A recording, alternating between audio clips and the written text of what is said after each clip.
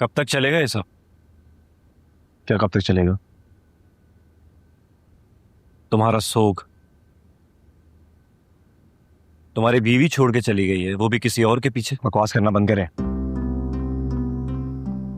ठीक है, नहीं करता बकवास, जिद लगा लेता हूं होठों पे,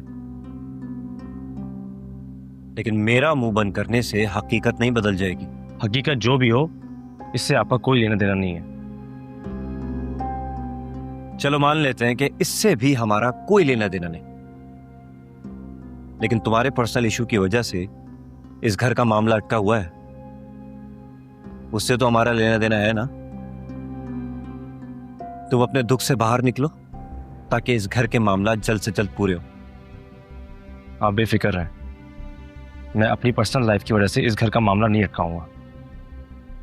मेरी बात हो गई एजेंट से, वो शाम में आ रहे हैं। बिलाल से भी कह दिया मैंने, तो आप भी आ जाइएगा।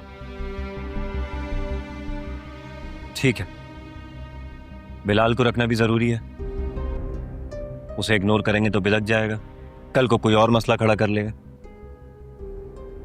मैं आ जाऊंगा।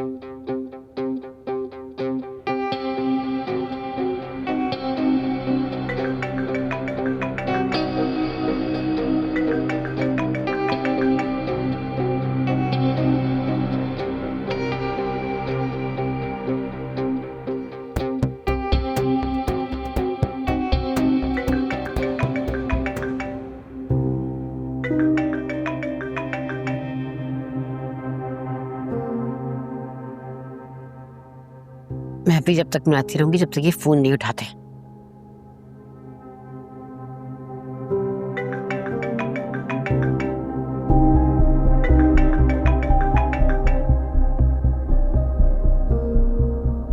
हेलो। इतने बुरे मूड से हेलो कौन बोलता है? क्यों कॉल किया आपने? कोई काम था क्या? हाँ भाई, अब आपका काम जो निकल गया, अब तो आप ऐसी बात करेंगे मुझसे। तो आपने ये सब कुछ कहने के लिए मुझे फोन किया है?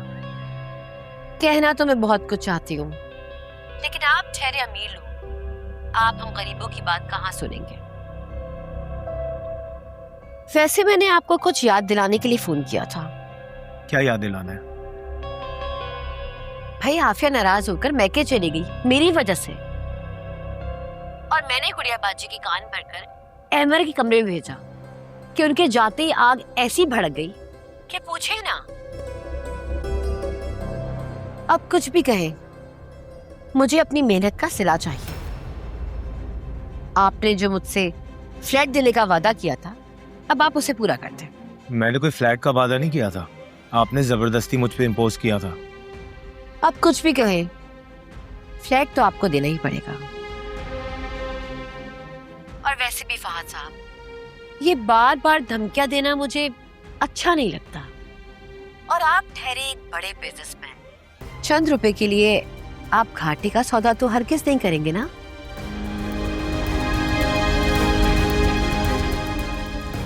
फिर से फोन काट दिया।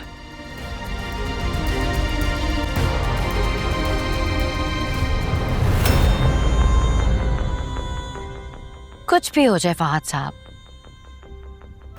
फ्लैट तो मैं आपसे हर कीमत पे लेकर रहूंगी।